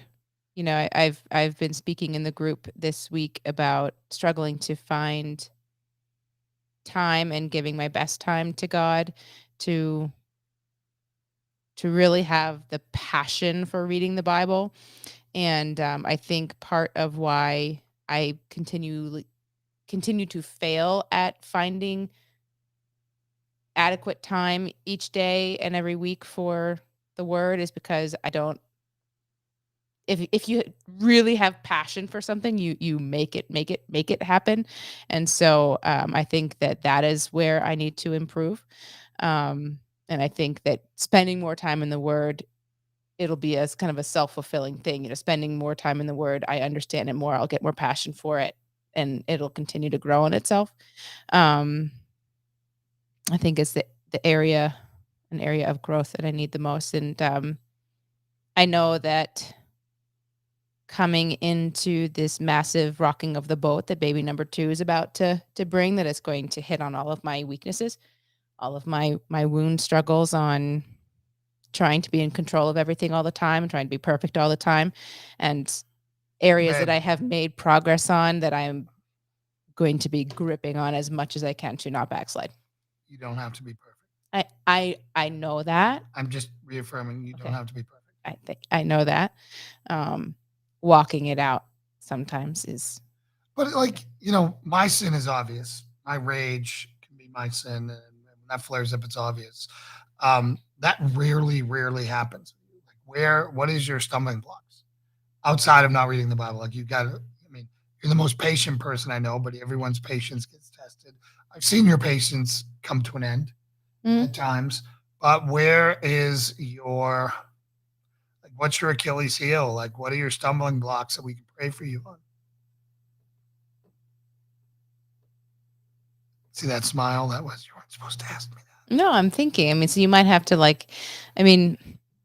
beyond what I'm saying. I'm not right now. You answering just this said correctly. time. No, you are right, but you're just saying that time reading the Word is your number one challenge, and there are obviously you have more struggles. You live with one. No, I think that. As you said, that in me saying that I am trying to not get in my head about being worried about the stress that baby number 2 is going to do to my routine. Anxiety. That's going to trigger the wound issues I have on trying to be perfect, trying to control everything, and the actions that I take when I'm feeling when I'm feeling out of control, when I am feeling not perfect. I don't like how I act in those moments. I get angry. I'm willing to get more physical than I would ever want to be in getting mad at the dogs. I would probably be much more willing to spank B more than I, normally would, or with anger versus just as a consequence. So it's going to be making sure that I don't sin in those moments of feeling out of control. Much that you fleshed that out nicely. Yeah. So Odin is it's really bad, guys. It's like a wall. So Speaking of bad dog butts, Jason thought it was really helpful in our courtship to when he was feeding puppy Valkyrie canned clam dog food, awful. And then send her home with me in the winter when I couldn't have my windows down, and my car would just become a Dutch oven of clam fart. It was the worst. So bad. It's why are you feeding her this food? Oh, the good old days. The good old days. I would call him and he would just start laughing hysterically. So Michelle said, I think we should all pray that Lauren doesn't get postpartum depression when she has baby number 2.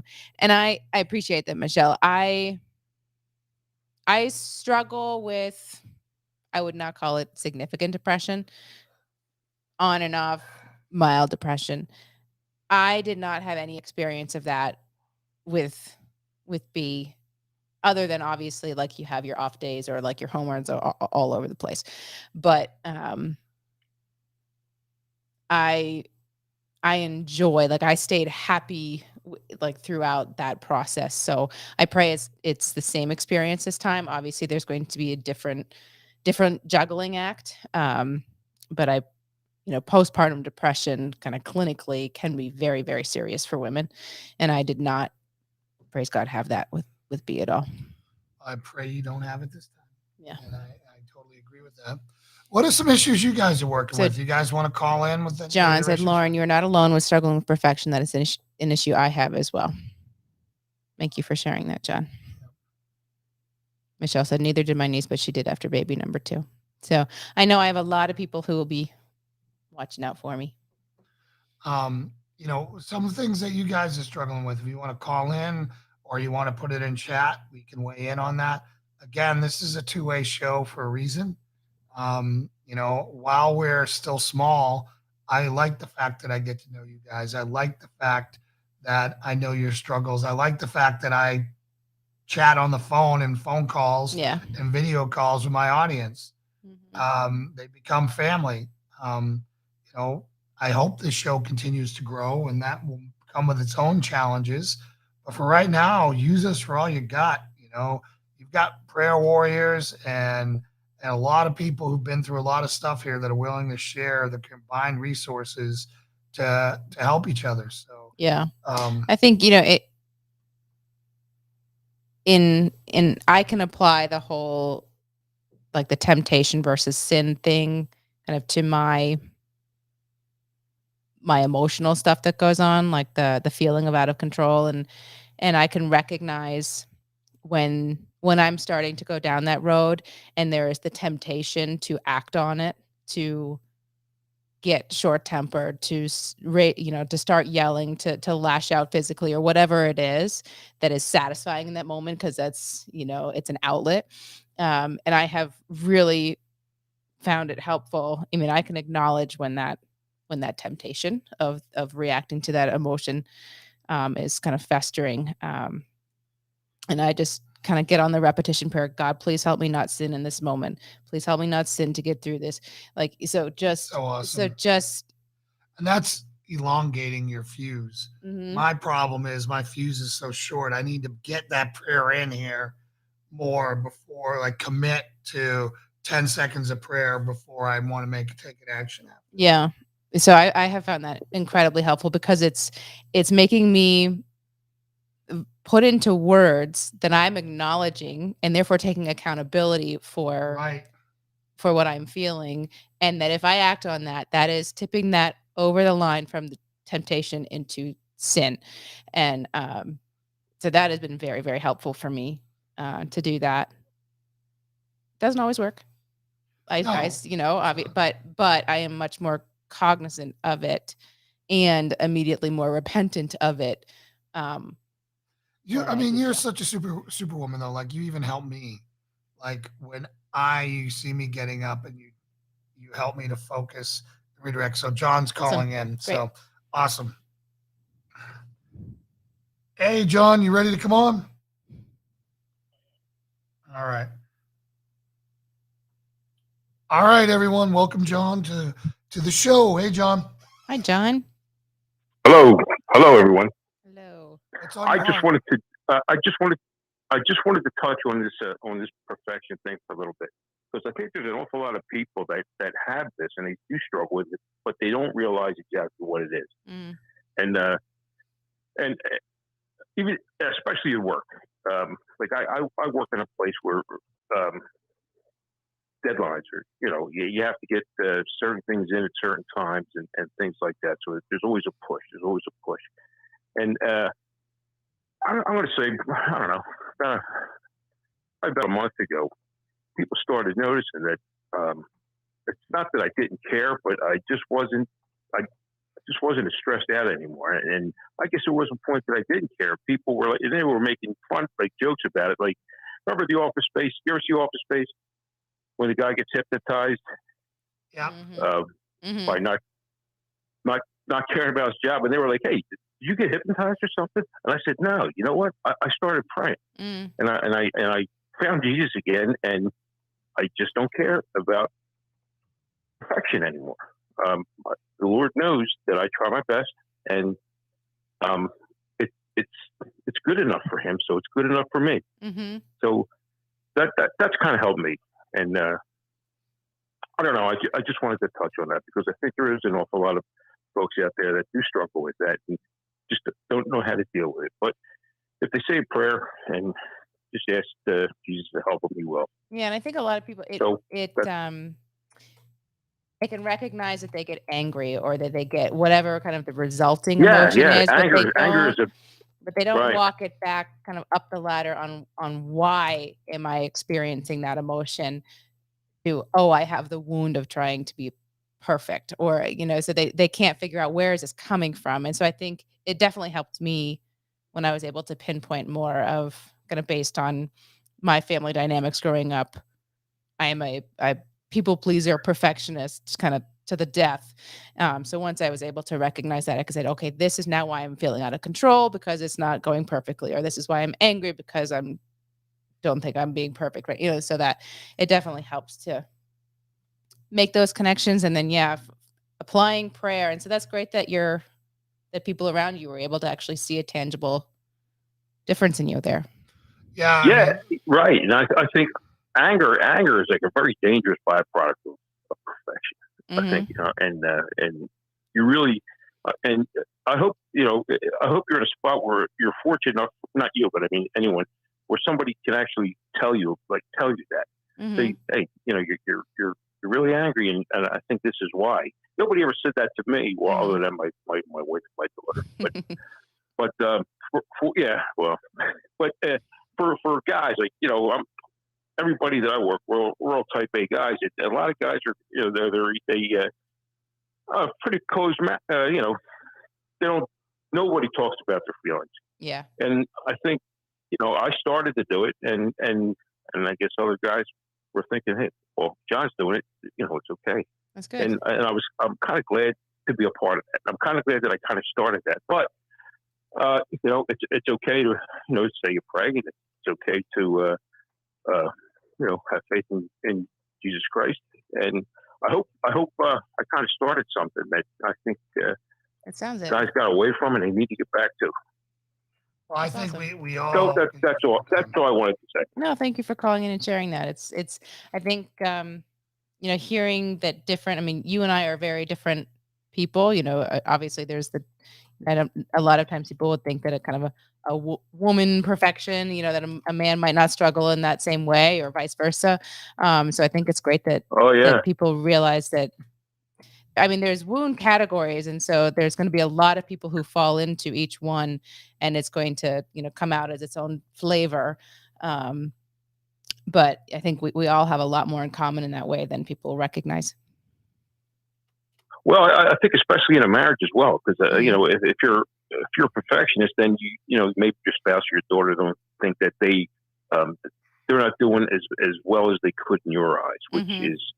That couldn't be farther from the truth. And especially if you can, I don't know, just let your wife and your daughter know that's not the case at all, or just lighten up a little bit, and you will, people will see a big change in themselves.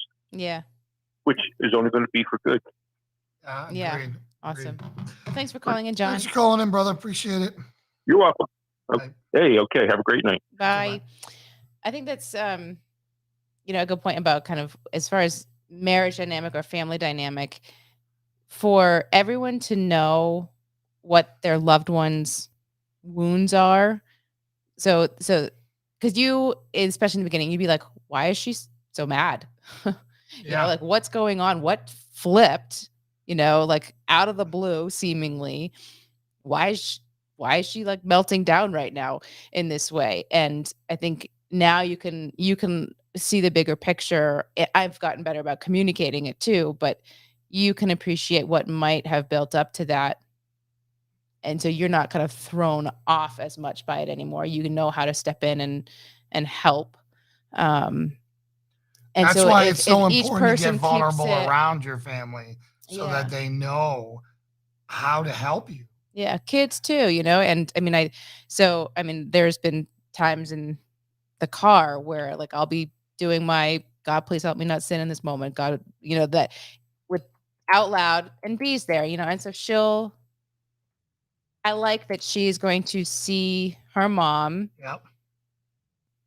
leaning on God in a moment to get through something. And, you know, as she gets older, I can explain to her what's Amen. going on. But I think that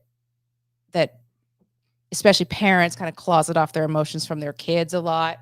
And so I think that it's good that everyone is understanding what's going on in each loved one's life so that they can also see why are they acting this way. Yeah, it just allows you to be more of a help. Yeah. You know, and again, when you're about to approach something that's your person's wound, whether it be abandonment or whether it be, you know, insecurities or whatever, you don't have to tap dance around it. You can come at it in an intelligent way because it's out there. Yep.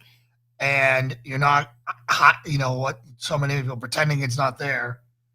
And you just say, listen, you know, it really allows you to handle it more intelligently. Yeah. And you can also help someone, your spouse or something, identify a wound. I mean, it's sometimes hard to kind of walk it back and really get to the root of why you having this outlet of however you're expressing it, but why are you doing it? And so if you can help them Have you figure that out. As you mature as a Christian, have you been identifying your wounds easier or being able to pinpoint them more? The more intelligent, the more you come to have understanding to bear. Well, I mean, I know I know the significant ones that I've been, you know, talking about tonight. Those manifest themselves the most, or in the most ways that I can recognize, kind of in where I struggle still. The not wanting kids one, I haven't attributed that to whether that was a wound, or, you know, I mean, I know that you were able to dial yours into abandonment. I haven't tied that into, I mean, I guess exploring the dynamic of my family, I guess would be where I would go with that, but I haven't. Well, I mean, you would just, and I don't want to, you know, in the beginning, you liked animals more than people. Oh yeah. You know, you didn't want to have kids. You had pulled back emotionally from your family. Mm-hmm. You know, and this is just pointing out to people that, Sure. You know, I mean, you've come so far, sweeping under the rug communication style. So not every wound, guys, is, I'm blasting heroin, or, you know, I'm sleeping around with everybody on the planet, or, you know, I'm the Incredible Hulk and I beat everyone up who I disagree with. You know, there's much more subtle. There is a lot more subtle, which also led you to depression. Yes, I would say it's probably tied up in there. Deep bouts of depression that would feed off of those wounds. That, you know, that you become a powerhouse working through those. You know, I'm watching you working through those. Why? Like, it's great. Nothing gets me more fired up when I see you struggling and you turn to God, pray. Right. You know, again, we have to get better at praying with each other in those moments. And I'm trying to seek you out and pray over you during those moments, just like you have done for me. And every time you do that for me, I'm so grateful for it. So We the People had a comment: feelings of constantly wanting to prepare more, sort of an impending doom is coming. That's real, and it is coming, and you should prepare. So there is the reality of that, and then I think that there is you need to come to peace anxiety with of that too. You know, don't let it become crippling anxiety. Don't let it be all consuming. Just do the next thing, and then do the next thing. That's the difference of the kind of do the next thing. don't fear tomorrow, however it's Yeah, don't framed in worry the about Bible. Yeah, don't worry about tomorrow. There's enough today has today. enough troubles for And today. that can be used to say don't prep, don't worry about tomorrow. But I think it's the difference of you can prepare and have confidence in preparing, and it doesn't make you paranoid or anything like that. But if you are having anxiety over the feeling of needing to prepare, I think that's probably more where the Bible applies. Yeah, I mean, again, I think that people who are anti-prepping um, are misreading, misunderstanding the Bible. Preppers in the Bible saved civilizations, saved everything. Saved Noah, saved us all. Joseph saved all of Egypt, and so again, the Bible tells us bad times are coming. We should be preparing. Anyone who has been to the grocery stores in the past year knows that there's supply chain issues coming. All of our friends who work in the supply chain tell us it's coming. You need to be preparing for this, so that you can weather the storm. Don't fall into sin in the action of preparing. Don't make an idol of it. You should still be spending more time with God. You should still not be in fear of it, but you should definitely be preparing. I hope that was helpful to people. If not, we can, ask a clarifying question, and we'll be more than happy to dive into it. If you're even still on. Man, that'd be a bummer if I just answered that and he missed it. Well, for everyone else. Yeah. All of our other prepper friends. which all of us are required to be. I think all of us are required to be that, to be competent people. Yep. So, well, anything else you guys want to talk about before we wrap up? This turned into a 2-hour show. Awesome. Good old Friday night. He's there. We the people. Good advice. All right, great. All right, well, if there's nothing else from you guys, go once. Mm-hmm. Going twice. 3 times. All right. If you want to support us, before Lauren prays us out, you can support us in multiple ways. You can buy cool swag from our website, patriotcrusadermission.org. You can donate within the super chat function on YouTube. YouTube has super chat. YouTube has where you can pay to pin a comment, and that goes directly to us. You can go to our Patreon page, which is linked, where you can go ahead and commit a monthly amount to support the ministry. You can send us a check. Our address is on there. You can support us in a million different ways, and again, it does not go in Lauren and mine's bank account. It goes in PCM. It goes for the nonprofit. It goes for the ministry. We are incredibly blessed right now to not have to draw funds from it. So thank you very much for those of you who decide to do all those things. We are so thankful. You have no idea how much it eases the burden on us. And we are thankful for you partnering with us. So God bless each and every one of you. Lauren. Alrighty. Pray us home. Okay. Dear Heavenly Father, Lord, we come to you now humbled and grateful for this time together, this wonderful Fellowship Friday. As always, so grateful for everyone who hung in there with us through this show. There was some bumps in there along the way, and so thank you for being with us all during that, and helping those who need help, as highlighted tonight. Lord, thank you for everyone here who is learning how to be open and honest with each other. It is an uncomfortable thing for many. That is not an issue for just a few. And so thank you for giving them that encouragement to be bold with their struggles, and in return, getting the healing that they need in those places that they have not been able to share and bear with the world before. So thank you so much. I know that I have personally experienced so much growth when I am able to open up, and I am grateful, especially for this man holding my hand and helping me walk that out. So thank you extra special for him. Lord, I pray a blessing over everyone listening tonight, that those areas that they are struggling, the wounds that we talked about tonight, whether they've recognize them or not. I just pray that you are with them in those areas, that you can help expose them so that they can heal from that and see the change, help the people around them see the change so that they can radiate your light and that people can see Jesus in them, and therefore help spread the word of you and all that is you.